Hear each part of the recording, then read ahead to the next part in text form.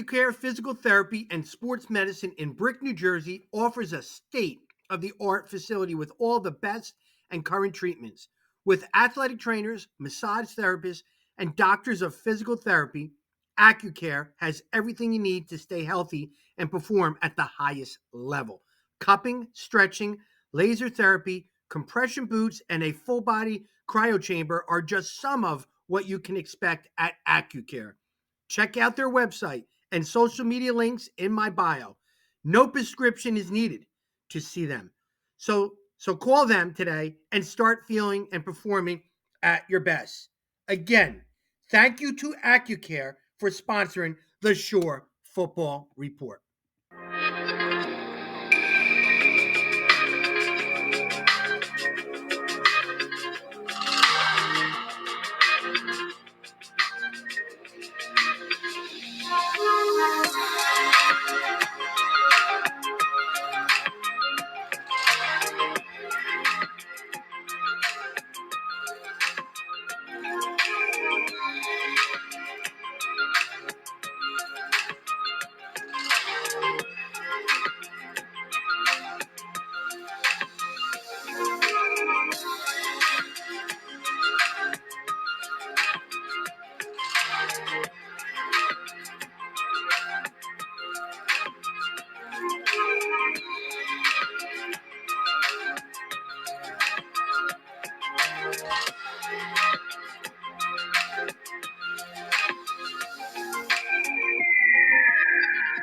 Hello, everyone, and welcome to the Accucare High School Football Preview Show, Ocean County Edition, presented by the Shore Football Report.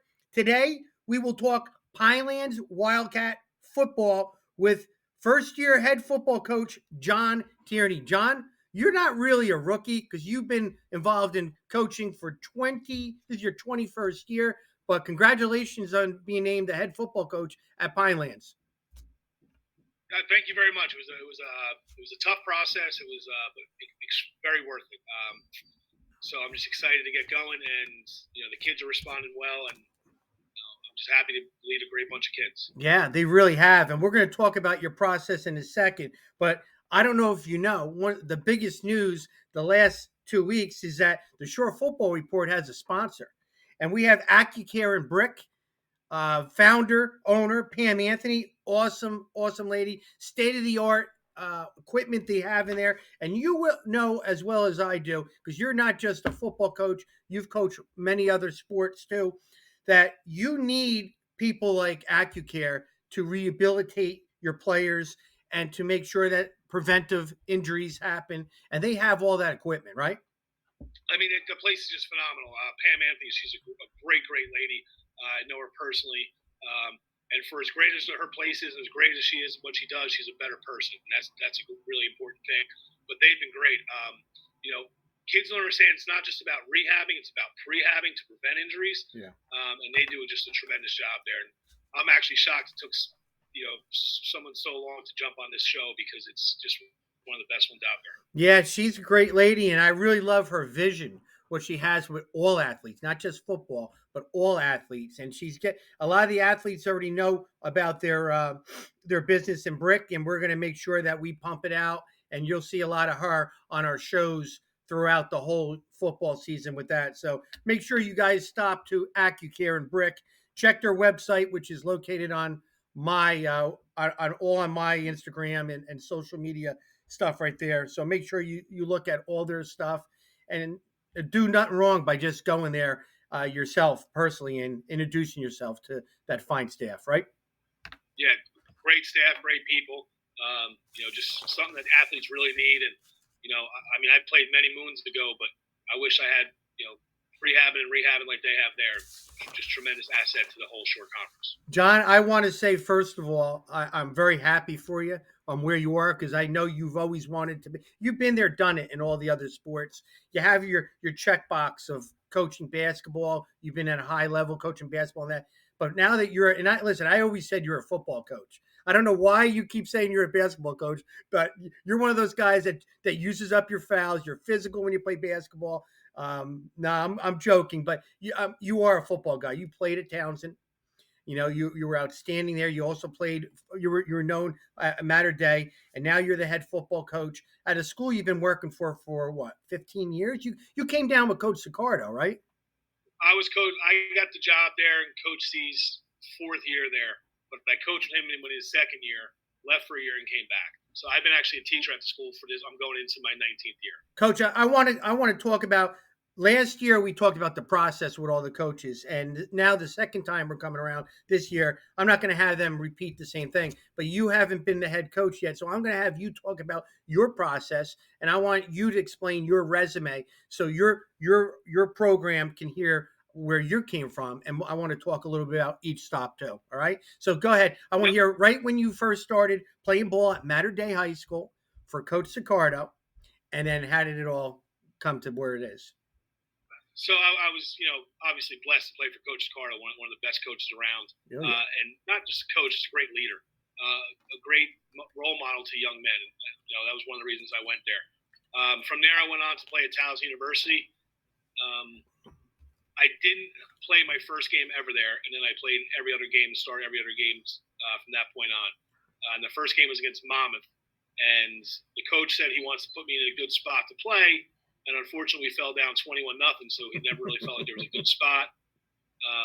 The next week in practice, I won the starting job and played 2 years at left guard and 2 years at center, and played for Coach Gordy Combs, who, another just great guy, Rob Ambrose, who was our offensive coordinator, John Donatelli, who was my offensive line coach.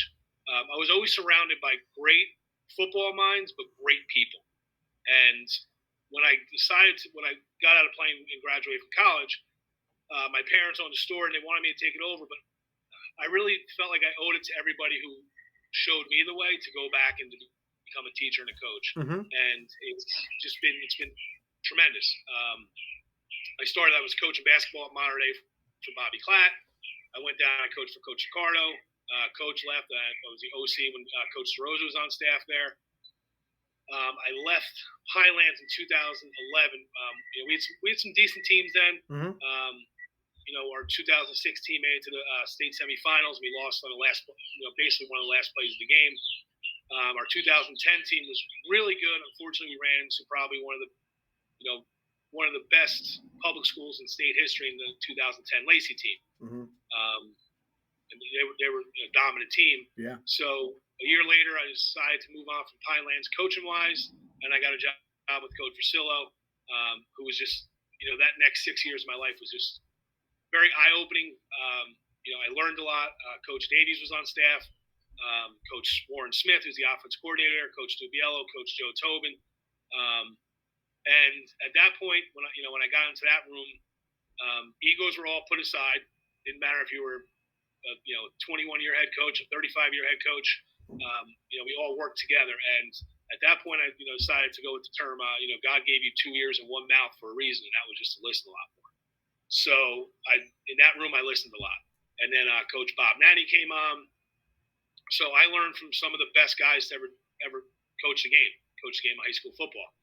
And when I was done at Lacey, I came back to Pinelands as a 7-8 coach for 2 years. And then last year I did the freshman.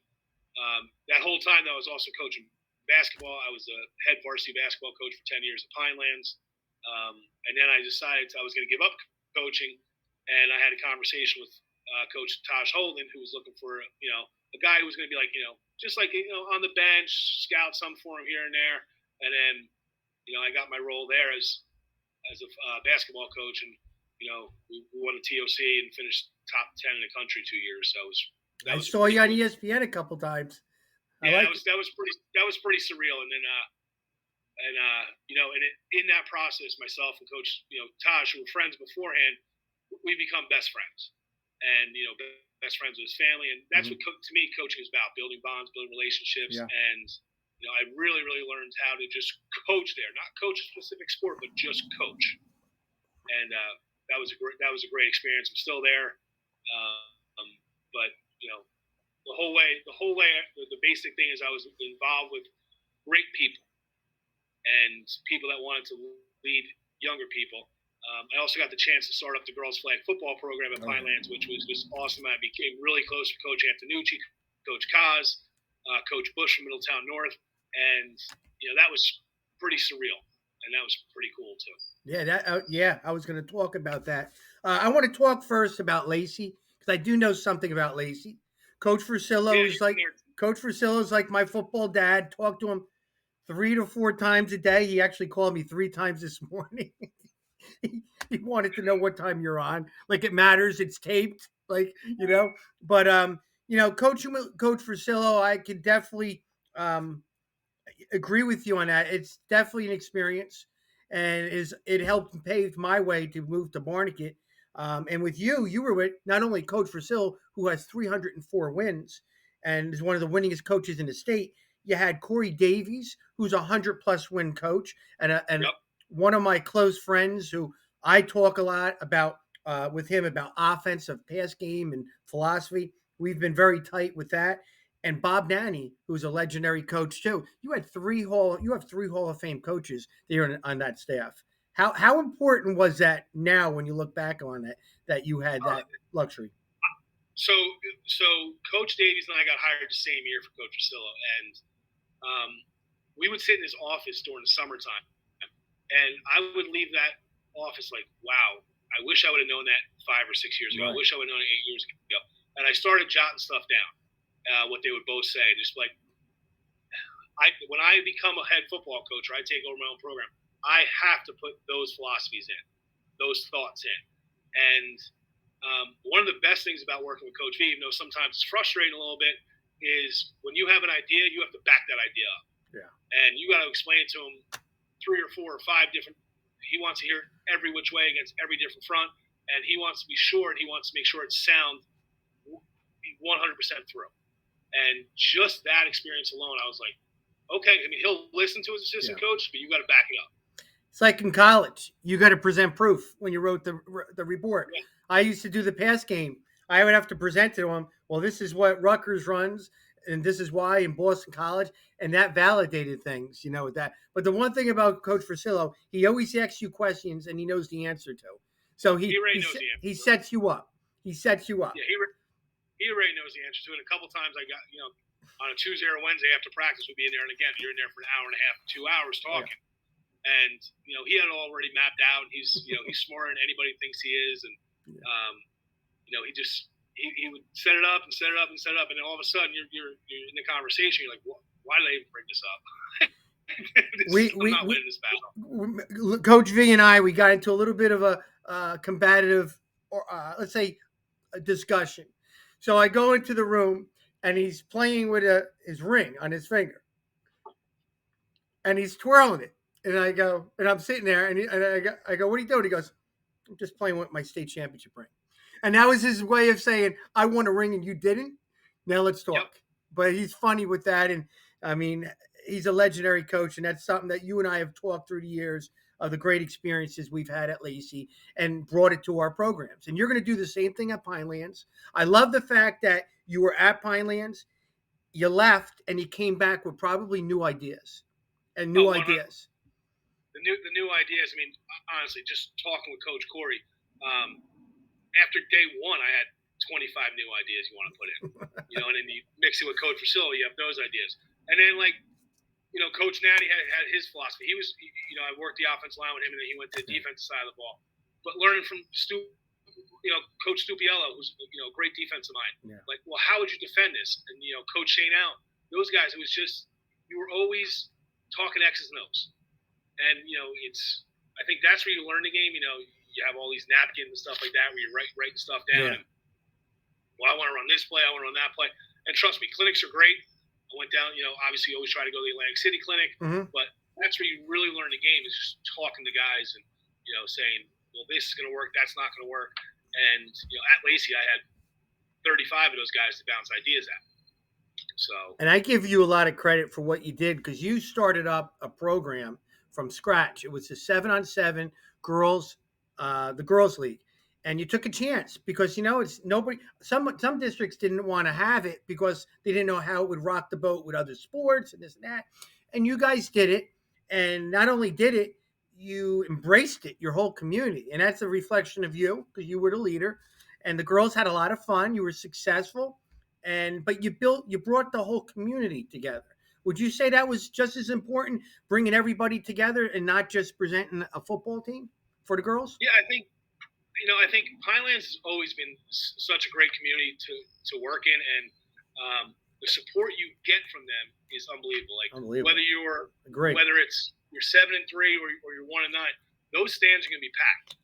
People are going to be up against the fence. People want a good product on the field, and that's what I'm really excited is the first time is leading them out there and just be like, this is now, I'm totally part of this community, from when I left years ago. But I can remember games were always packed and people telling you what ideas to run and stuff like that. But it's just it's awesome. Our band is like we have like a 15 or 20 person electric band. It is freaking phenomenal. Like they're playing Smoke on the Water. I mean it's you're pumping up. They bring you out to AC/DC. It's just stuff like that at Pinelands is out of this world.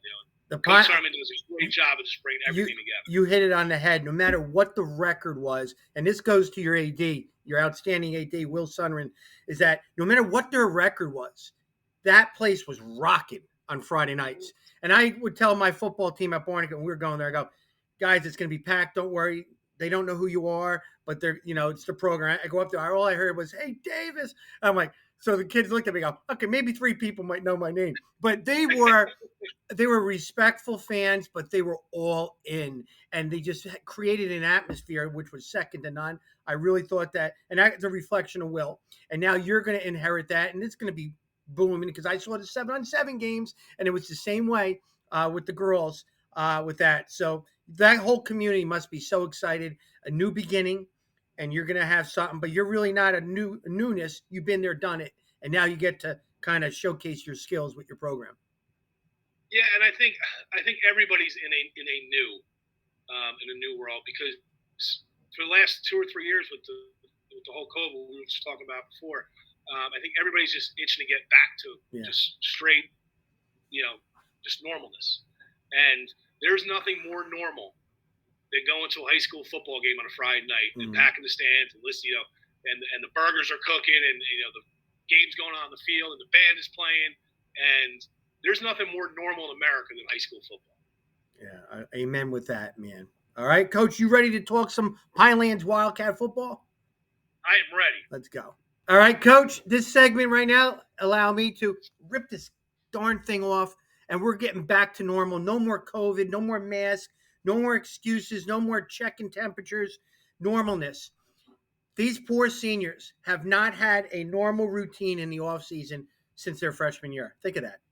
Their freshman year, Coach. And I'm going to go one further. We didn't have a weight room for 2 years, so our building was closed. So really, these guys have never known a normal Okay, well then that might be good because they didn't know what's going on. But here's the thing: no going back to normal. You're now the first year coach, so you're actually building your routines for the offseason as they're getting acclimated to normalness. So it might be easy for you because you're both it's both coming. It's something new to both of you now at the same time. Tell us now what normal offseason is going to be like at Pinelands with you in charge. So in the weight room, obviously during the school year, I tell my kids I want 1.7% of their time.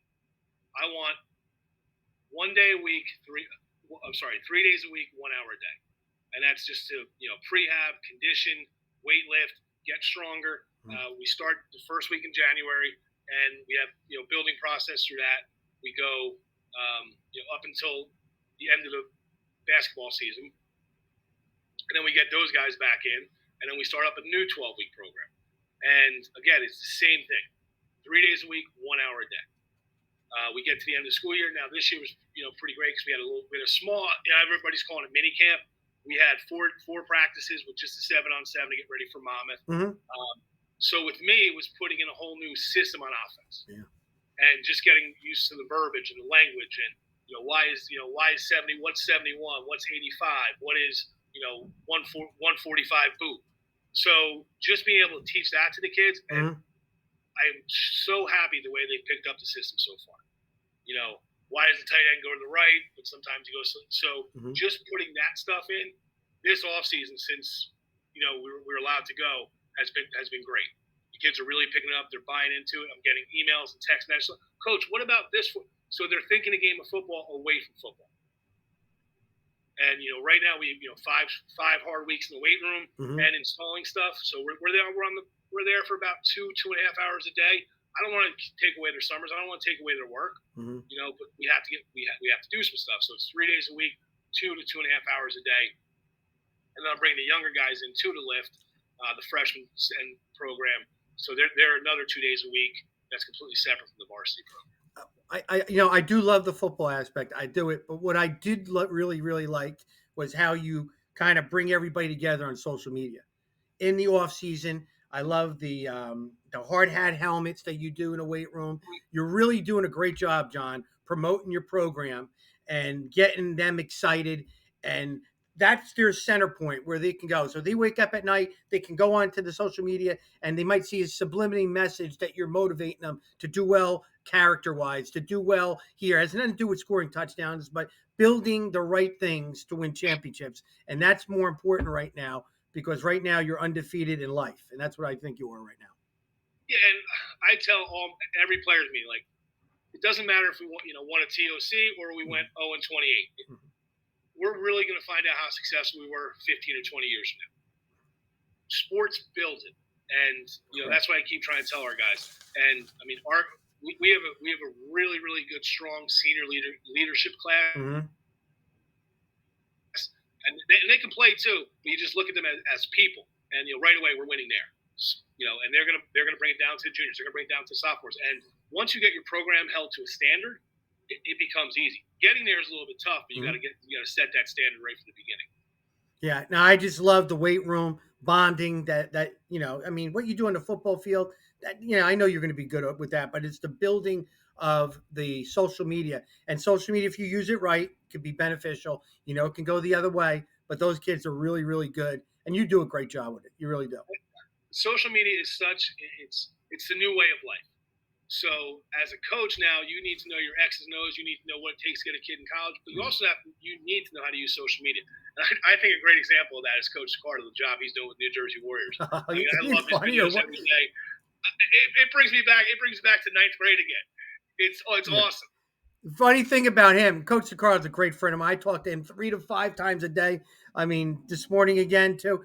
Is that he wasn't? He was not a social media guy. Nope. He saw the stuff I was doing, and he was like, "What do I need to do?" I go, "You need to have steady content and do this, that." I created a monster. He's there every morning doing his talks with his camera. I love it. He tags me, everyone. I love it. I mean, his talk. I'm legit. He brings me back to high school when I was sitting there getting ready to go run through a wall for a minute. It's awesome. He's such a great motivator. Love him. And to see him on social media, I'm like, that's what you got to do. You have got to be proactive on social media. And you're right. Yes. There are some messages you want to send out to your players, but it's also just promoting them. Like you, for example, you do such a great job promoting all the schools in the short conference. It's my job to promote my one school. Yep. I get up in the morning, I see short report, and you just promoted 75 kids. I got to promote my kids as they're doing good things. And the hard hat. It's funny because when we were under construction, I was walking past my vice principal's office. I said, "Are you ever going to use that again?" It was probably the third day I got the job. He said, "No." I said, "Do you mind if I borrow it?" And he's like, "Before I go, it's going to be a reward for the football program." And it just, it was just like the hard hat winner, and just yeah. Are you going to give out some of those type of awards weekly after football games? Yeah. We are actually. That's our next coach's meeting is going to go through all the awards we want to give out, and again. I think Coach Farrell said it. We have to remember football is about having fun. Yeah. And those awards are fun awards, and you have a good time with them. So our coaching staff's gonna get together our next meeting and figure out what exact awards we want to give out. Give out the helmet stickers. Those kids want that, and it's not my job to say, you can't have a helmet sticker. John, our Barnegat Bengal helmet. I said no one touches it. It's like if it got dented in a game, I'm like, oh my God. So the 1 year our coaches go, let's give out decals. I said, absolutely not. We're not putting anything on those helmets. Those kids would not want that. Those kids are like, hell yeah, let's do it. I'm like, okay, you want to damage it up? Go ahead, put these stupid skulls on there. They loved it. They'll run through hoops for those type of things. And it's and when you give them out, I mean, especially after a victory, you hold. You want to move on. Yeah. You want to listen. Winning is hard. Winning is one of the hardest things you're going to do. So you want to savor it a little bit, and you give it out on a Tuesday after a win. Mm-hmm. It makes that Tuesday practice a little bit better for the kids. You give it out afterwards, so they have something to look forward to. Those kids, it's amazing. They won't be late for that practice because you're giving out right after practice, but they might be late for another practice. Those little decals that you give out are like important. I mean, status. And it's also important. Like obviously, you get your guys who score your touchdowns, you get your guys who get your sacks. But give out. There's nothing wrong for giving them out during practice. We have family in our school, in our program, which Joe and Trona does a phenomenal job with, which is "Forget about me, I love you." We give out stickers for people who show good citizenship, who do selfless acts for others.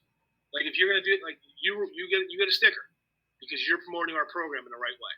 What was that family? Forget about what? Forget about me, I love you.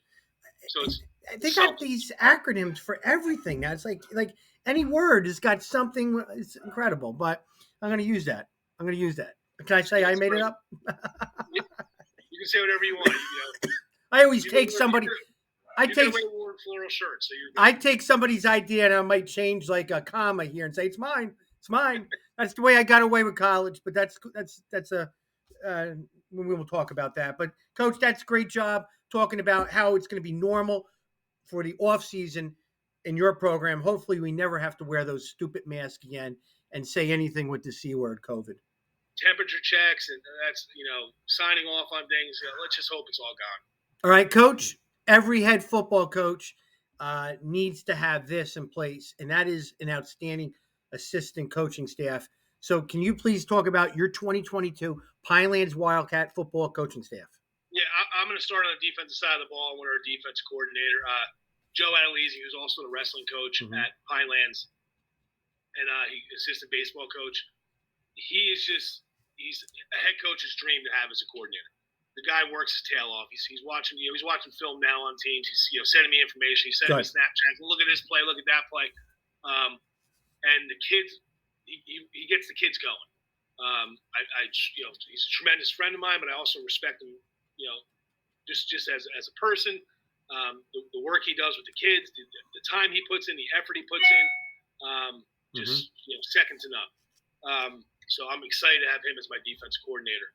Our D-backs coach comes to us. Actually, he was sort of fell in our laps, and one of the best phone calls I ever took from my former offense coordinator, who's now the head coach at Towson, Vinny Laverde. He comes from Towson. He was defensive quality coordinator there. He helped the defensive backs. He was a receiver in college at Montclair. Had a job offer at Montclair, but he wants to get into public education. So we had a couple great talks, and then got him in the building, and he's just going to bring something different. He's bringing college level stuff to our defensive backs. He's going to help out with the receivers. Could not be more happy with the pickup of him. And then our defensive line coach is going to be George Martin. George is coaching me for 5 years. He ran our AYF program. He played at Pinelands back in the late 90s. Good football player. Very good football player. Very good character and a hard-working coach. So I'm excited for our defense and what they're going to learn. And now our offensive staff. Our offensive line coach, Scott Paterka, who played at Miami, Ohio, and actually blocked for Ben Roethlisberger. So he brings a little bit something to the table. He's back. I think he's at Pinelands now 11 or 12 years. His daughters go to Pinelands. Just very knowledgeable guy. Your typical offensive line coach, he wants, an hour more of individual work. He wants to make sure they know their assignments. Always wants to talk the game. So just really excited about having Scott on staff. The next two are two former players of mine. So we got Mr. Worldwide, Mike Keller, quarterback, played at William Patterson. Was part of the last team I was at Pinelands. And, he was a really good quarterback who sort of got overshadowed because we had a phenomenal tailback that year. But Mike was, a very good quarterback. He would have been a 4-year starter if it wasn't for an injury. Just remember him and Jake Hartman. It was like, they're gonna take somebody apart because everybody's putting 9 and 10 guys in the box to stop Matt McClain. So post routes, post corner route. Mike was excellent. Very very good coach. Then we also have Gennaro Belletta, who's another young guy, energetic. Yeah. Coaches wide receivers for us. Very, very, very good. Can relate to the kids really well. So super excited about that. And then we have maybe the legend of all time, Coach Vemba Bukla's coming back. And those who know Pinelands football, you can't speak Pinelands football without speaking Vemba Bukla. Phenomenal running back, cornerback. Went on to have Hofstra, had a great career. He's now a state trooper. He's going to come back and he's going to help us out. I always tell him a story that me and his older brother Nunez played against each other in the all-shore game, and I was playing DN, Nunez was playing fullback, and I still get a little shiver every time I see Nunez. But he's another big supporter of the program. Stopped by the other night. So to have the Buklas, with us coaching, he's just that's Pinelands right there. That's Pinelands through and through. Our freshman head coach can be Coach Dan O'Reilly, who was with the varsity, but he's doing some extra school work. So he asked me if he'd go down to freshman. I was like, absolutely, because Dan, believe it or not, coaching tree-wise, he played for Coach Corey at Howell way back when. So very, very knowledgeable, sort of knows my system already, but he's always asking questions, always around. He's at practice this morning, learning the game. Afterwards, asking me a couple questions about, what we were putting in with power. And then also Marshall Whitmer, who's a young coach who's, going to really help out Coach O'Reilly, help us out on Friday nights, and, excited to have him around. Interesting, Coach. I want to talk. I was writing some notes down, and we're going to talk about the veteran coaches in a second. But the young coaches, you're not a young guy no more. I'm not a young guy anymore. And when I was the head coach, I was young. I was 32 years old when I started the program. And as the years went on, I wasn't as young as I thought I was, because the kids that are now my younger coaches listen to music that guys like me and my age did not agree with. Rap, all that stuff. Is there those younger coaches? Are they keeping you guys young at heart with their music and their lingo and their, what do they call it, the drib or whatever they call that stuff? I let them take care of all that stuff.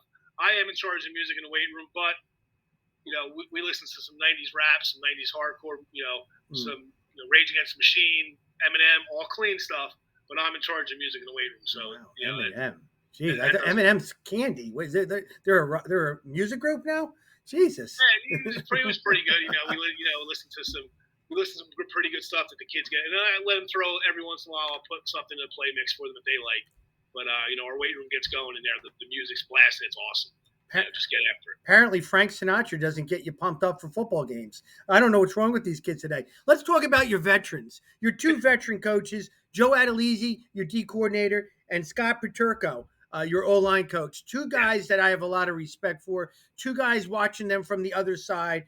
They have been very, very consistent in the programs and had, when we talk position groups, some of the better position groups on the teams.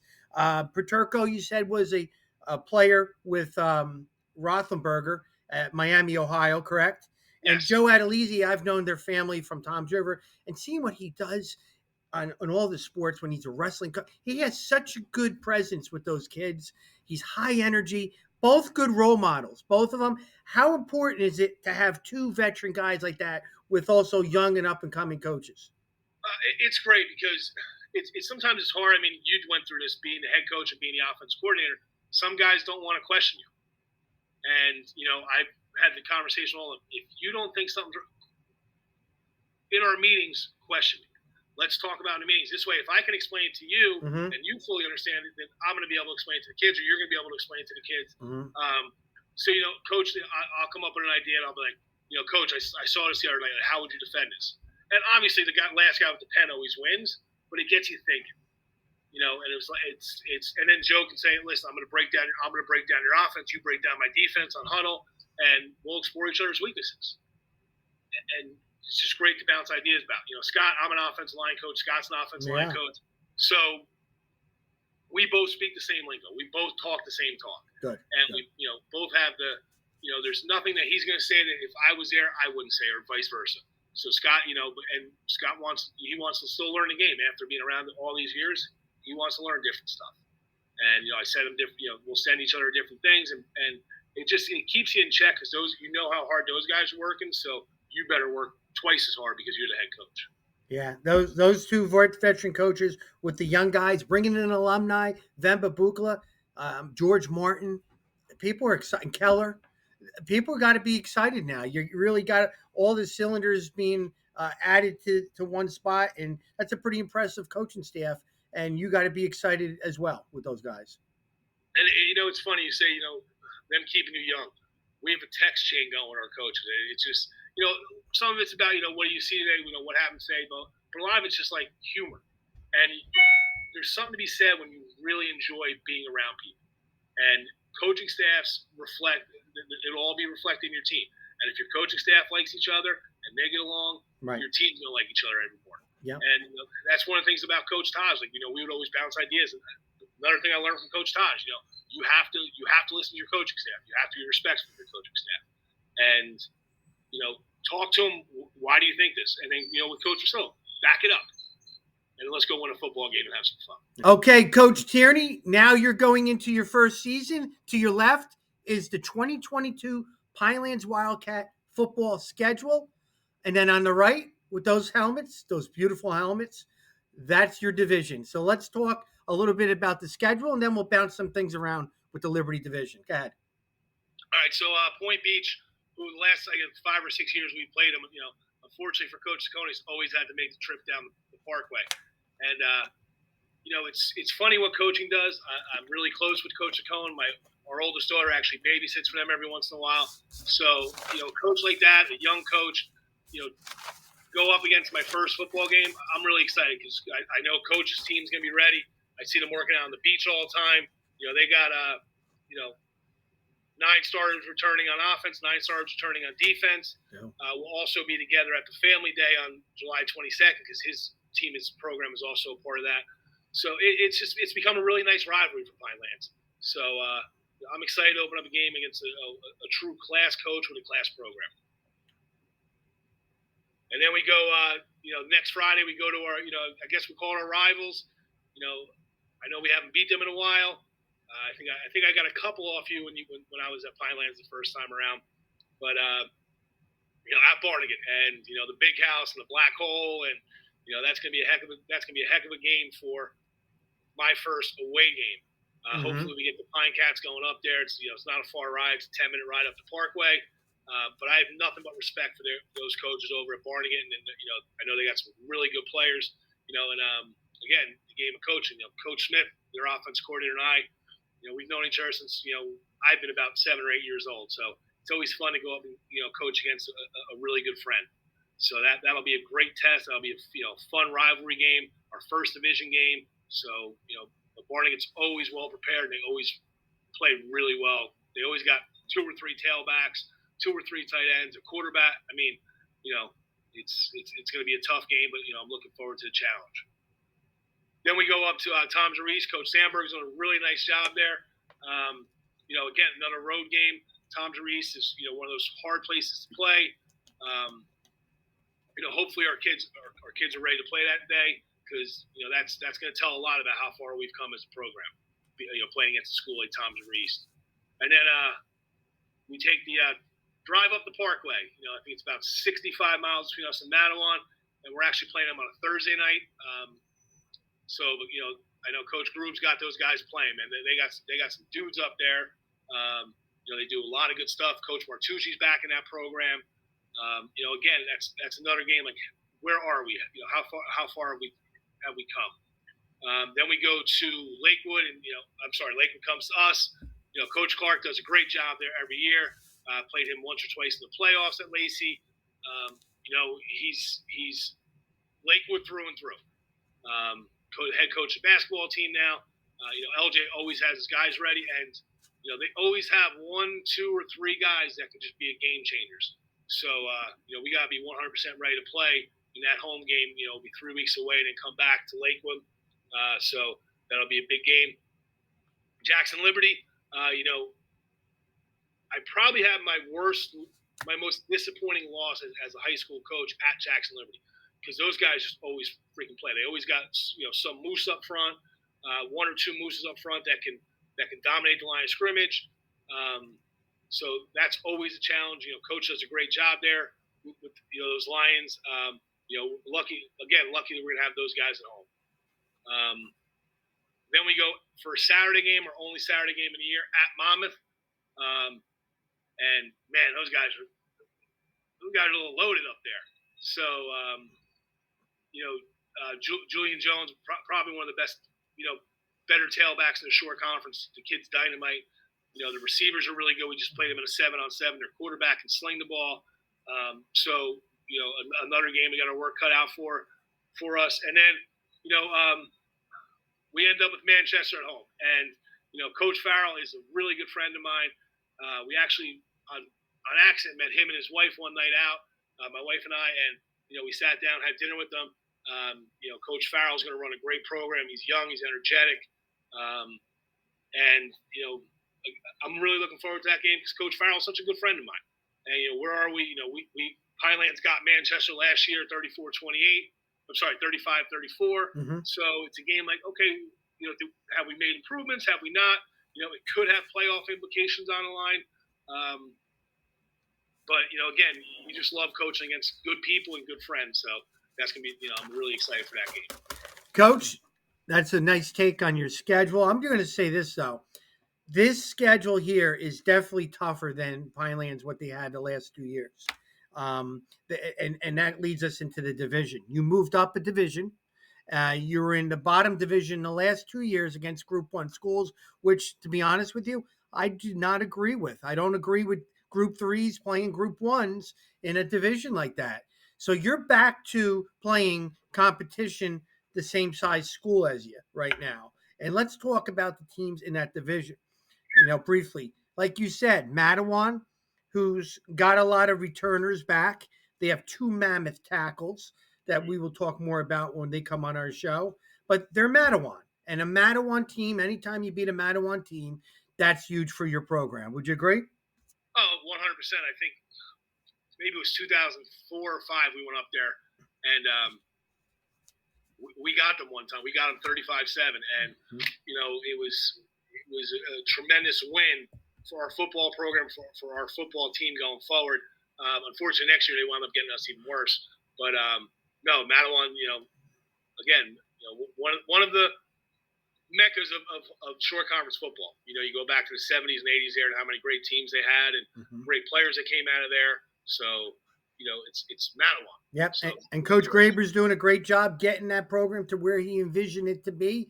And I think this is the year that they're gonna do quite well with a lot of young, youthful players they got in their program. And then Barnegat is a program I know kind of. I kind of sort of know them. My whole staff is coaching still there, and my loyalty coordinator is now the head coach there, and they're going to be quite fine. Barnegat's always set up. John Germano, my good friend, who's also the AD, does a great job, like Will does on Friday night football games. Just riles everybody up in a positive way, and it's electrifying Friday nights. It really is. It really is. And Barnegat, that game when you played Barnegat week 2, I had that circled. That's a huge game for both teams. It really is. It's a natural geographical rivalry, but because of who you both got coming back, we are going to talk about that later. That's a huge game on week 2, Coach. And then you got Manchester to the right. The new coach with Tommy Farrell Jr. They have quite a bit of starters back. Lost some of their studs, but he's got a lot of youth in the program, and like yourself, a lot of numbers now. So Manchester is going to be a very competitive team in that division, right? Oh, they're going to be very good, and Coach Farrell's he's going to have his team ready to play. Very much. He's that type of guy. He will not be outworked during the week. And anytime you play a Tom Driver team, I mean, I don't care what they were the last couple of years, whatever. That's a significant game for your program playing Tom Driver East. They'll have high numbers. They'll have, the Tom Driver aura around them, and that will be a big game. I don't care what their record is, and that will be a huge game for your program. And Jackson Liberty, who I've seen a lot of players up close at my showcase that I ran last week, they're going to be okay. They're top 11 players. So they're going to be kind of very competitive this year too, I do believe. So top to bottom, there are a lot of parity, coach, in that division. Oh yeah, and I think there's no perfect way to do a schedule, and I know Group One should be playing, but this is why the ADs take such a long time to make this football schedule because you know there's really not a blowout on there. No. There shouldn't be if everybody's healthy. Every game should be within a touchdown or a 2 touchdown game, and it's just going to be it's going to be a slugfest all year. Yeah. But I will say one thing about our there's not one coach on any of these teams that I don't like or I don't have respect for. Our division is all filled with some great guys. So there'll be a lot of handshakes and hugs before the game. How about after the game? That depends. Hey, we're all friends until we don't get that call. Remember that. So I'm only joking, but they're all good guys, yourself included.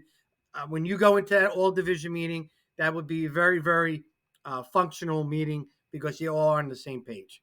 Yeah.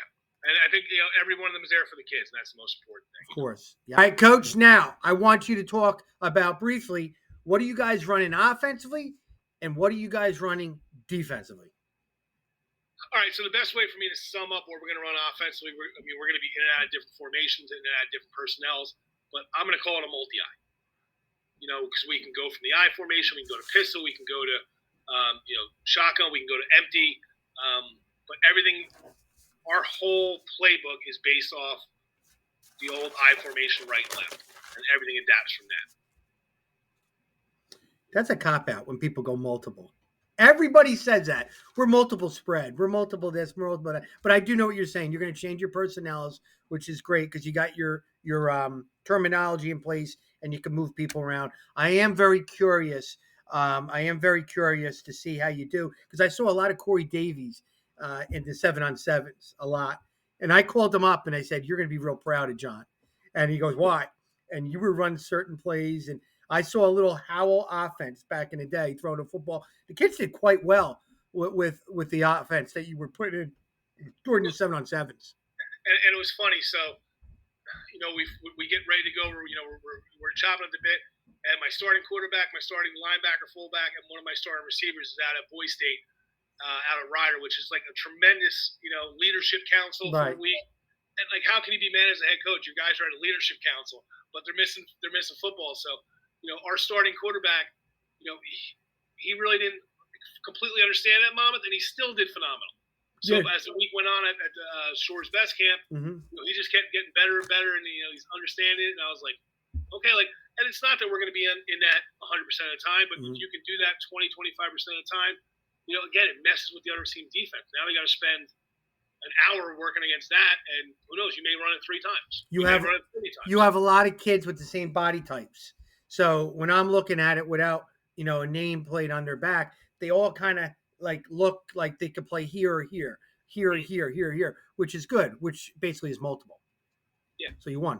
Tell me your defense. So we're going to be a base 4-3 to start out, but we have a kid who's playing safety right now for us, for strong safety, who can come down. He can, he can put his hand in the dirt. He can bring his, come down, be an outside linebacker. So our base is going to be our 4-3, but we're going to do a lot of stuff out of it. Cover 2, cover 4. Coach Ali's, he's always drawing stuff up. So, our front's going to move a lot. We're not going to sit back and just, have teams attack us. So we're doing a lot of different things out of that 4-3 base. But again, I know you don't like the word. We'll be a multiple 4-3 defense. I used it too, Coach. I always called it multiple. I have multiple personalities too. I don't know if you knew that. I can tell. Okay, Coach, this is probably one of my best parts of this interviews that I do is talking about position groups, not just talking about a stud player you have, but I think it's real important that when you have units, the line, the running backs, the DBs, the D line, that's what wins championships when you have a unit of great stuff. So the Shore Football Report did their research on every program, and now I got Pinelands on board. Tell me if I'm right or wrong. I want to hear it, right? So I broke down offensively, defensively, and special teams. Here's what I thought is your strength. I think offensively, your strength or your backfield, your quarterback and running backs. And let me tell you why first. Ryan Allen, and I saw him in the summer. He looks big, physical. And you said that he wasn't at your practices the whole time. You fooled me because he looked pretty polished running that spread. And don't forget, he can also run the football. That kid is a dude. He's going to be one of the top players around, no doubt about it. But I like the running backs, all different body parts, body sizes are all basically the same. Parkinson, a sophomore. I've heard so much about this kid, and I'd love to learn more about him with you. A kid O'Brien, Jack O'Brien at fullback, doesn't need to touch the ball, but he's going to make somebody look good running power, right? I love Bonneke. I also love Villinger running it. So you have a lot of bodies that can run the football and also throw the football in Allen. That's my choice for the top position group on offense. I would agree with you. As an offensive lineman, I would always love it to be my offensive line, but I think we got some young guys there. They'll get there. But I think the fact that Ryan can sling it and run the ball the way he does, and Jamin's gonna be a little bit different. Like Jamin's he's one of these special type of kids. He's special, coach. Special. And great thing about Jamin shows up every day for the weight room. He goes in, he's lifting. He's benching 225 for reps now. He's squatting 400. He deadlifts, and he's great in the classroom. And he just comes in, doesn't say much, just gets his work done. Jack O'Brien, the Mack truck, been fullback there for 3 or 4 years. He's a guard in the backfield, but he's going to smack some defensive ends, smack some Mike linebackers. Jack and Ryan have been just great leaders. As a first year head coach, you come in, you're like, wow, these guys are really good leaders. I really like what I saw. You're right, Jack O'Brien. I thought his lateral movement was so much better this year than last year. Yeah, so much better. And he looks great. He's buying into the weight room program. Yeah. He's probably cut down 15 pounds and has become faster. Then you got a guy like Connor Bonneke who played there last year a little bit. He's also going to play defense for us. He can play receiver. He's like him and Liam Villinger are most versatile people. They both can play outside wide receiver. They can play inside. If we go 20 personnel at a shotgun, those two guys can run the football, or they can kick out for the other tailback. So overall, I would say that's probably our strongest point. Now our receivers are really playing well. Anthony Rucci's been great all off season. I'm excited for him on the football field, see what he does. Stephen Borden is one of our defensive leaders. He plays a little bit H for us. Frawley will jump in an X. Dillinger will jump in an X, because those guys are going to be defensive players who play on offense. Yep. So I'm glad I hit it pretty well, because, having those quarterback, running backs, and having a bunch of guys doing it is going to be your strength of your team. And defensively, I think your DBs, because you're very multiple. A lot of those guys can roll up and be tough guy in the box or cover deep. Like, I really was so impressed with the 7-on-7. I really like Frawley. Frawley really was flying to the football. I love Borden. He's long and quick. Borden was looking really good. Villinger, of course, and Bonneke. So same names now are on defense. But tell me a little bit about those DBs now that they're covering the pass, because they're watching you throw the ball in practice. So now they knew what to do. Yeah, those guys are really starting to get it. And funny thing is, we moved Liam from backer to safety, and he picked it up really quick. 2 or 3 days, he completely understood the defense. Bonneke was a backer; he's playing corner for us. We got Scat, who's a backer, one of our nickel guys, who can really play. He plays position well. Yeah. And there's depth there. Heath Nelson, unfortunately, got nicked up a little bit last week. He's a backup safety for us. They got it, and they got it quickly. And that's saying something, because our linebacker group is pretty good too. And we have a pretty good defensive end, in Mike Hall. It's not bad either. But our linebackers, I think we have like 7 or 8 linebackers, vying for time. Which is funny, because even, past when I used to coach at Pinelands, our numbers were always 30, 35, and maybe like 15 or 16 of the guys could play. We have 30, 40 guys that can play the game of football. So competition in practice, competition can be really good. Success. Good. And special teams, again, it'll be the same body of names, but I think that your athletes that we just talked about, your punt returners and kick returners. So your returners are your strength of your special teams, with Rucci, Borden, Frawley as your main returners. Would you agree? I would agree with that.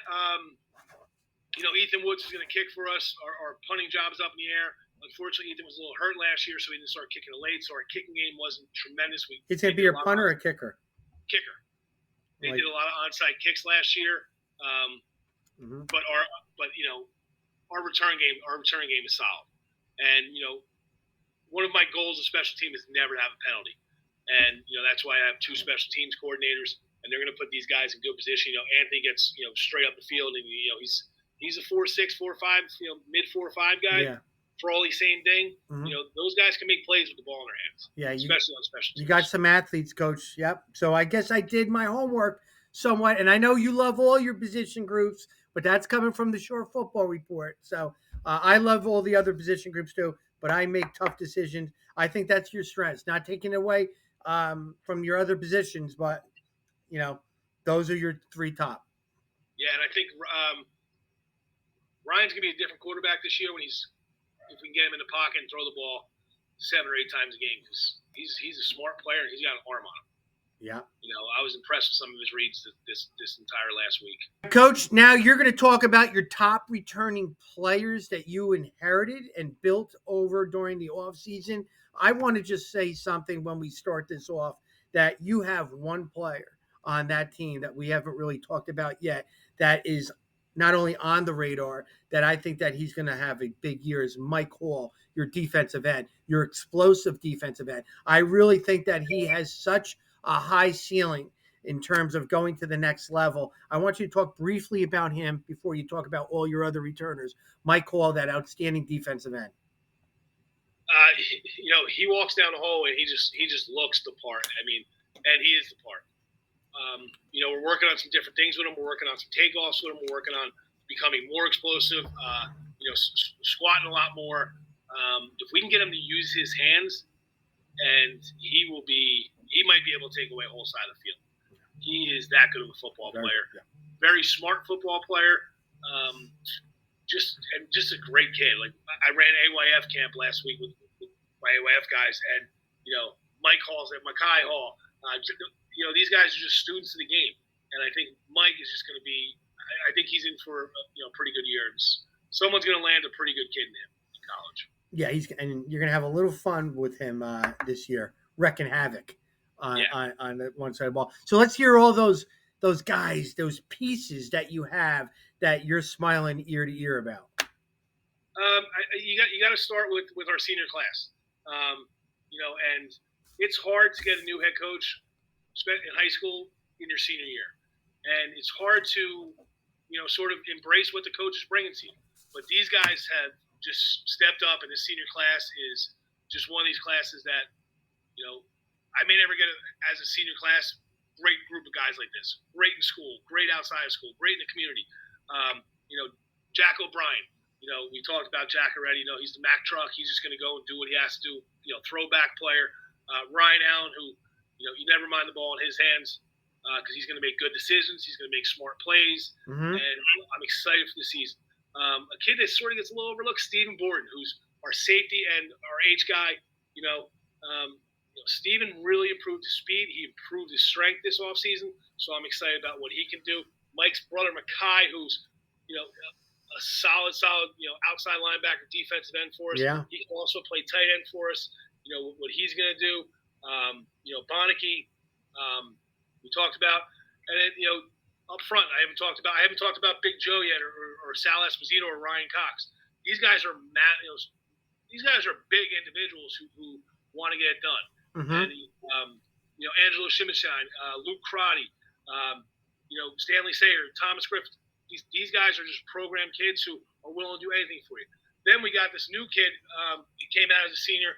Andrew Hopp. This kid is like 6'5", 280 pounds, and it's first time playing football since AYF.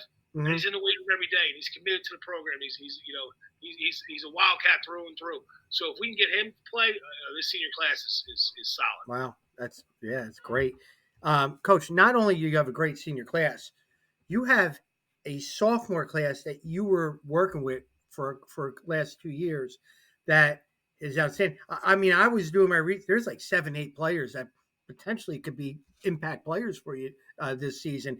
Add that to the seniors, and I know you got good juniors too, but that's pretty exciting when you have 2 classes like that on the scene. And you also, you take this junior class, and they might be our most explosive class. And those guys, I coached them when they were in 8th grade. So I had them for 1 year. So they know me. They sort of know a little bit about my playbook, but they know what type of coach I am. They know what type of person I am.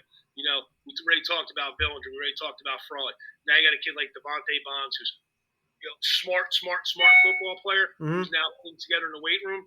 Again, linebacker depth.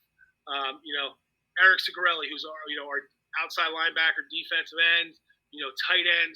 Another kid, great kid, awesome in school, and he's just completely buying into the program. Ethan Woods, who, believe it or not, is a defensive tackle / kicker. Great volleyball player, very athletic. Just won a bunch of volleyball awards. Logan Russo, Logan is, a smart player, very, very smart player. He played a little bit of quarterback last year, played some fullback, played some linebacker. So he's another versatile player who we might even put, say, hey, is he fast enough to play in the secondary if we have it?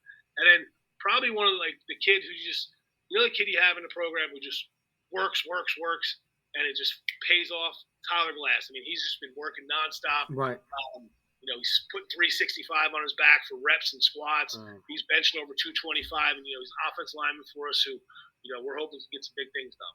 I was impressed that you had a large number of players that went to the Shore Best Camp at Jackson, 25 plus type of guys that actually went for 4 days straight to do it. Says a lot about their commitment, says a lot about their excitement to the program. It also says a lot about you, where they believe in you too. So that's huge. Groups. Yeah. I mean, it was great. We had 22 kids up at Monmouth, and it wasn't the same 22 kids at the Shore's Best Camp. No.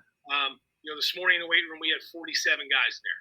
Wow. So it was pretty. It's pretty cool. I think our top number in the weight room is 55. But I'm going to go back to old Nick Saban line. We want guys who want to. I'm not going to chase kids. I try to get them here. I give them 4, 5, 6 phone calls. But if you don't want to be there, football is a hard sport to play. And then if you don't want to be there, you become mediocre. And what we want those high achieving kids, on and off the football field. Without doubt. So, and high achievers don't get along very well with mediocre people. They don't. It's just, they're just like, why am I working so hard when that kid's sitting over there, sucking down all the water? So, we have 80 guys signed up. Would I love to play with 80 guys? Absolutely. Do I really think we're going to, line up against Point Beach with 80 people? No. Wait, 80 varsity or 80 in your whole program? Varsity. It's a lot. We had 80 guys at the meeting. Do I think that's going to get there? No. But if I have 55 guys who want to be the best Wildcat they can be, right, that's pretty successful. Right. Do you have any type of ritual that you want to tell people that you're going to bring into the program that you were holding for all these years when you became the head coach? Is there anything? No, I mean, my basketball players from the past ones at Pinelands will tell you about our Icky chants after big wins. Icky? That's not big. That's not something new, but our basketball players really bought into that years ago. Mm-hmm. I'm just gonna. The kids know I got their back. They got my back. Right. It's just really honestly. I mean, we're bringing family. We're what we can do for each other. I know every team breaks down on family a lot of times, but do you truly mean it? So is it words or is it meant? Yeah, I get it. Yeah. And I think last week when those kids were at the Shore's Best Camp, and it was hot. It was. And they got back around 4:15, and they showered and they came over to AYF camp to see to help with the little kids. That's family. That's I had 10 kids at that camp pretty much every night. That's saying I want to help with the what's coming up. Mm-hmm. And just watching them work with little kids, I was like, all right, we're on the right path here. It's exciting. So. It is exciting. And Coach, first I want to thank you for coming on the show and being able to talk Pinelands Wildcat football. I'm excited for not only yourself, but the program. You're in a different direction. You have a bunch of guys all, believing in the same thing. I've seen it myself at the 7-on-7s and, of course, at the Shore's Best Camp. So I was very impressed. I really, really was. And you got to understand, there's a lot of people in other communities that you've affected in a positive way that are going to be rooting for you this year as a coach. Yeah, it was kind of surreal the day I actually got named head football coach, and the tweet got out there, and all those former players I had, whether it was at Ratty, whether it was at Lacey, whether it was at Guys I coached him. I coached Jay Gleason, who's now the head coach at Keyport. I coached him 1 year in Monterey. Like it's pretty surreal all the different backings I'm getting from people and how positive energy it is. And this is my third time on a Shore Sports Pro, and it's coming on different as a head football coach. I got to admit, the first 2 times I wasn't that nervous. Now I'm in Hall of Fame territory here with you and that shirt. I mean, I was a little nervous coming on. I'm not gonna lie. Yeah, well, I do intimidate a lot of people with this shirt. Yeah. Listen, I love to have you on our high school weekly football talk show with my mystery hire, who's going to be announced in July 15th. So you do well, we bring you on. That's real simple. I gotta say, if you get on those talk shows, it's for good reason. It means your program's doing well. Yeah. And a couple other guys I just got to mention, Coach Pigeon, who runs just a tremendous program at Central. He coaches my kids. So, he's just one of the best guys out there. He's been so supportive through this whole process. Jay Degato at Marlboro is, just completely supportive. And, I just want to make sure I give a shout out to those guys because they've been awesome through this whole thing. And like you said, Coach Kevin Smith has always echoed some great things about you and was very happy when you got the job too. So there was a lot of people. Last week I had the honor of working the AYF camp with Coach Fence, and he's just another guy who's on your staff. We coach against each other. Yeah. We coach against each other. We still call it the greatest game at Pinelands. It was 48-47 overtime game. I think there was like 600 yards total rushing offense. And one of the kids asked, well, who lost? And he's like, well, the defense has lost that night. So, great guys out there in this game. Yep. So, hey, I'm happy for you. I really am. Like I said, you have all the programs intact, the community, which is going to be exciting. Your first game will be home. I mean, it's before Labor Day. With against a coach that you said babysits, or my daughter babysits his kids. So, is there going to be tension that week? No. Oh, listen, every guy I know. There's not going to be tension for 364 days for one game. Do I want to beat them that night? Absolutely. What do you tell them? I want to see you go undefeated except one game this year? Is that the quote? No. Well, actually, you know what, though? That's a great philosophy because the more they win, if you beat them, the more powerful you right. And, in New Jersey, you need to go like 18-0 to get to the playoffs. So that's the norm now. It really is. So, So, listen, you got to be excited. I'm sure you're going to get off right now and break down the film and get ready. And here's my question: when do you actually start your practices in August? So, we'll start August 10th. Kids will be mandatory August 8th, but that's just giving out helmets and getting uniforms ready. And maybe we'll be on the field for little install stuff. But we're installing 3 times a week right now. This is another philosophy I took from the combination of Coach Versillo and Coach Corey is. My first year there, we had so much installed with the offense and the run game. So, it's offense, and then defense. So that's how we install everything. I figured you'd appreciate that. I don't want to say any lazy stories here. I'll have everybody laughing. I love Lou, but he always likes to install. He's probably installing right now as we speak. Yeah. There was 1 or 2 times a year that he'd come out. He said, I got a Lou formation. And we would put that formation in and we'd run it a couple times in practice. Sometimes we used it, sometimes we didn't. But listen, the guy's got 304 wins for a reason. You don't accidentally get 304 wins in the game of high school football. Yeah,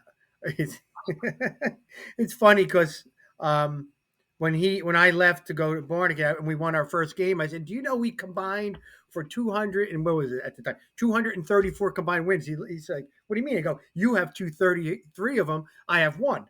And he goes, "You always love to throw those numbers away." No, Coach Lou's a great guy. He'll call you up. You talk for a while, and go over to his the farm he has in the backyard now. But his pickles are great. Pickles are phenomenal. Well, Coach, thank you very much. We just had John Tierney, the head football coach of Pinelands Wildcats, and he's going to take this program to new heights. I really believe he will, and so does the whole community. Thanks again, and make sure that you keep supporting and watching the Shore Football Report. And we're a .com too, so we're kind of special. We have a .com. It's the first thing I look at when I get up in the morning. All right, Coach, take care. All right, now we're going to talk to the Pinelands football players, and we got some outstanding football players and even better high character guys. And let me introduce the guys from the left all the way to the right. To the left, just wave your hand when I call you. The outstanding defensive end, Mike Hall, a senior. There we go. That's you. Yep, be proud. Right in the middle there, we got the middle linebacker who's got a physical football player and even a better gentleman off the field is Jack O'Brien. Nice wave. All right. To the right over there, we got the outstanding wide receiver, senior Anthony Rucci. Thank you. And on the bottom on the left, he is not driving. He told me he's not driving. I don't see a wheel there, but he is driving the bus of the Pinelands Wildcat football program. It's the quarterback, Ryan Allen. Ryan, thank you all for coming. Now, I got you guys here because I want to know some of the secrets of Pinelands. You understand that?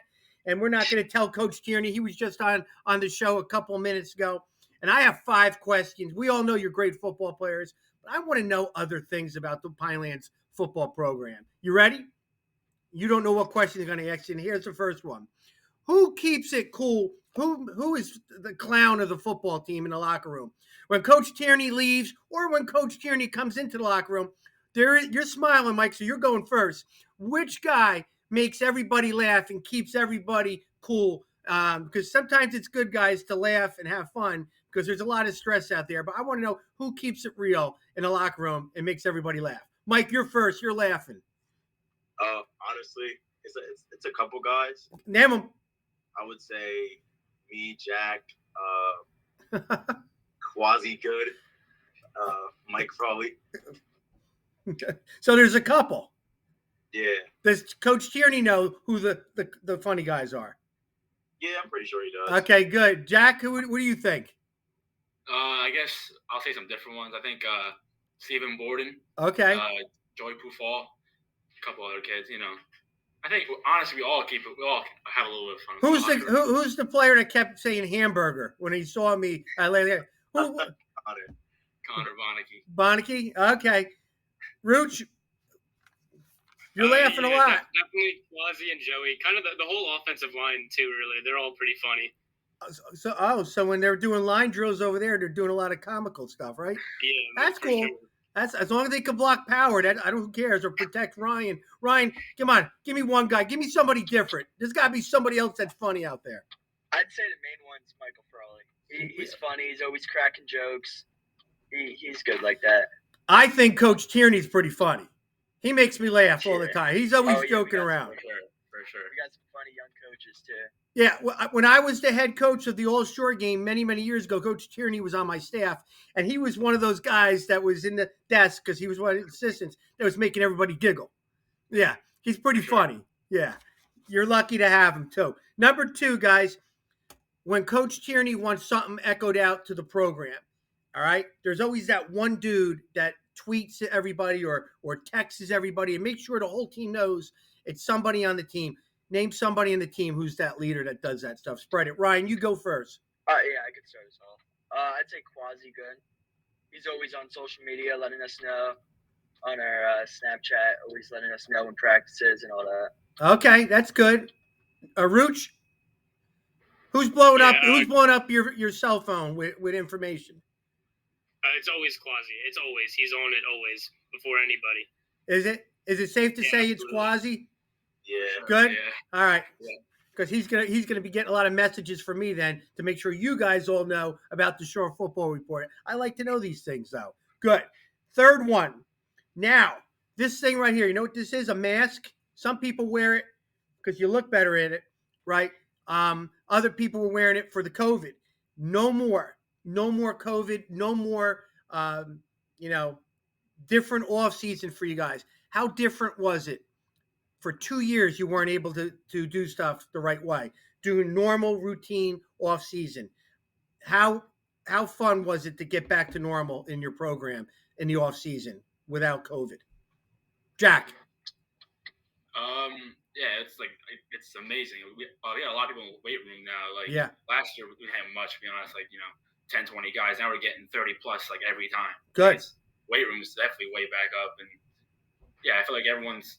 I mean, I like it. I love being in person. I can't stand all that Zoom stuff. I can't stay focused, stuff like that. I love being in person. Isn't it great when you're in the weight room and you kind of Sure. embrace those linemen? Ryan, you're the leader, one of the leaders of the team, to hug one of those big linemen that Coach Tierney was talking about in the weight room, letting them know it's good what you're doing, and I appreciate it, Ryan. Was it? So how was the off season for you as a quarterback during this season? Learning the offense last year was not as hard as most offenses are. You saw us last year, but this year, since offense is a lot more complicated, it's nice to be in person and be able to learn it from a coach, like not on a phone, but in person. Yeah. Listen, as a coach speaking, it was difficult not only for you guys but us too. So it was a joint effort in trying to make this work. As with the COVID, it stinks. Rooch, how about you, man?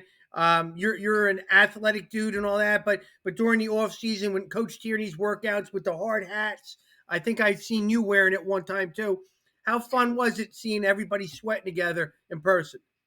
Yeah, it was great. I mean, Coach Tierney says it all the time. It's a pain to try and find a 45-pound plate now because we have so many guys in the weight room. It's awesome just seeing everybody together always, and we've definitely become a lot closer as a team for sure. Yeah, weights are an issue. Yep. Now, Mike, you've been blowing up the college recruiting and all that. How do you keep an equal balance with marketing yourself and still working out with the team that I know you love a lot? It's just, I mean, it's not that hard really. Even though we have like our practices like a couple days a week, I still manage to build a good bond with my teammates and have a good bond with the coaches that are talking to me and recruiting me and stuff like that. Mm-hmm. So it's honestly it's not that hard. I just multitask it, I guess. It's fun though, right?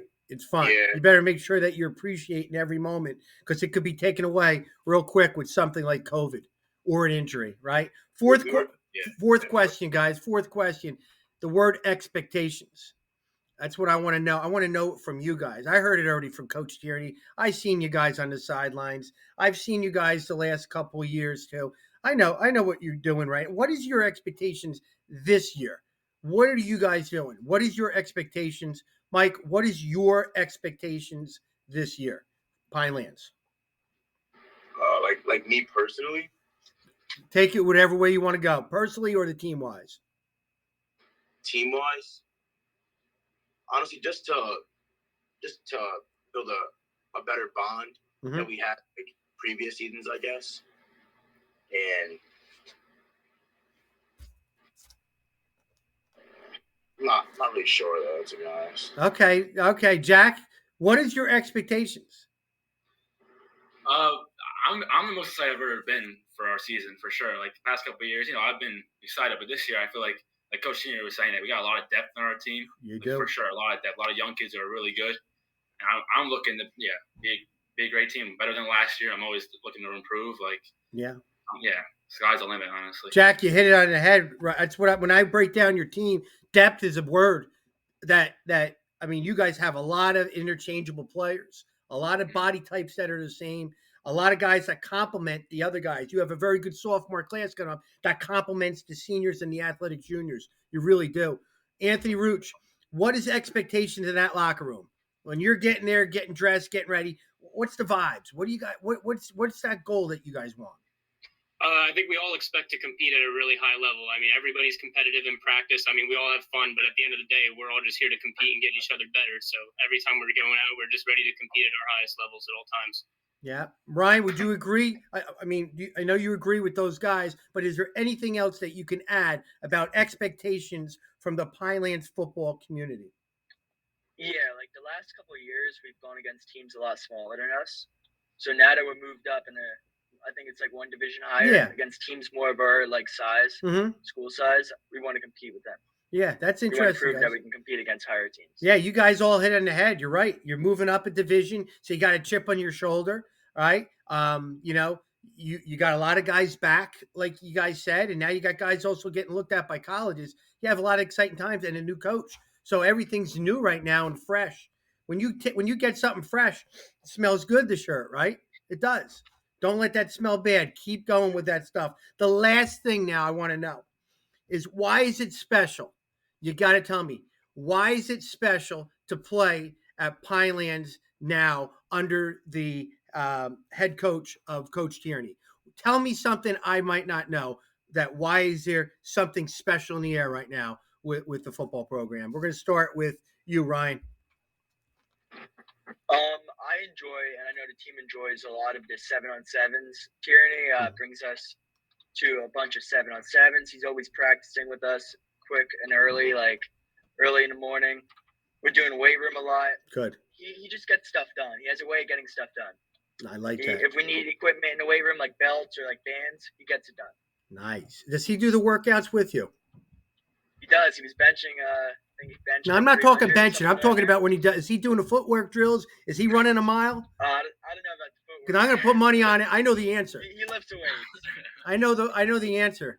All right, Mike, tell me something. Why is it special at Pinelands? Because I know I see you in all the videos and the camps that you go with him and all that. You're always around the program, so there's something good going on. What's great being like coached by Coach Tierney personally is just that his confidence level in the players is something that like we haven't experienced before. So like it's good knowing you can do you in a game and him still like be confident in you by like what you're doing in the game. Yeah. And he's just like, it's good because like some players want to go to college and play at the next level, and Tierney played at the next level, so he knows what it takes and he knows how to get it done. Yeah, I mean he's a leader, and he believes in you. That's half the battle. When we got student athletes your age, if you believe in yourself, you could beat anybody. You really can. Rooch, add to it. Tell me something different. Tell me something. Why is it special? So what I feel like the biggest thing with Coach Tierney especially is he's done so much for us as a program in such a short time. I mean, you can just tell the demeanor of the team. Everyone's confident. Everybody's willing to work hard. Everybody shows up, and he's done so much in such a small time. And I think it really helps that we have confidence in a coach because as players, the more confidence we have in Coach Tierney, the better we'll play. Yeah, you guys have been great. You're going to end it in a second, Jack. You guys helped me out with learning more about Pinelands, and I'm agreeing with you. Everything you're saying is stuff I already knew, but I really love hearing the positivity of you guys in the program. Jack, finish it off. Tell me something that's special at Pinelands this year with Coach Tierney. Well, honestly, I mean, I guess I know enough Tierney, but I've only been talking to him as like a closer bond for the last like couple of months. Good. And I feel like he's someone I can really go to as like a leader and someone above me. Like I could talk to him like so easily, and I feel like the whole team feels the same way. Good. I feel like our team is so like tightly knit. I don't know about any other schools, to be honest, but I feel like we all like from freshman to senior, we're all talking to each other, we're all friends. There's no hatred. Everyone likes each other. I feel like we can talk easily from the field, which is the best part. On defense, saying certain things like whatever different adjustments, we can be so easily. We can talk so easily. Talk to Tierney. It's not hard to talk to anybody. Guys, I love hearing this. I'm going to give you some advice from a coach from another program. My theory is this: who cares what everybody else is doing? Just love the guys in your building. Do what's best for your program and say, I'll see you week 2. I'll see you week 3. I'll see you week 4. There is a bunch of confident guys in that program. I seen it at the 7-on-7. I saw it at the Shore Best camp. I watched your highlights, your camp stuff. You guys are all going to camps. You're starting to get recognized by college coaches because you're getting your name out there. You're having confidence. And I'm proud of you guys. I'm excited to see you guys play this year. And you guys should be excited too. You really, really, really should. And when Coach Tierney picked you guys to talk here, it's an honor to be leaders. It really is. Okay? Sure. I want to thank you guys for coming on the show. That wasn't that bad, was it? Not at all. Not at all, right? Not at all. Yeah, we don't want to ever go live, though. No, that would be tough. The Shore Football Report will be at your games this year because you're going to be in big games this year. I guarantee that. But remember, team success makes everybody get exposed to colleges. It really does. Coaches like winners on and off the field, and that's what you guys are. All right? Shore Football Report wants to thank you again. I'll talk to you guys soon. All right? Promote the Shore Football Report. Thank you for having us. Thanks, guys. You got it. Thanks, guys. Thanks, Coach.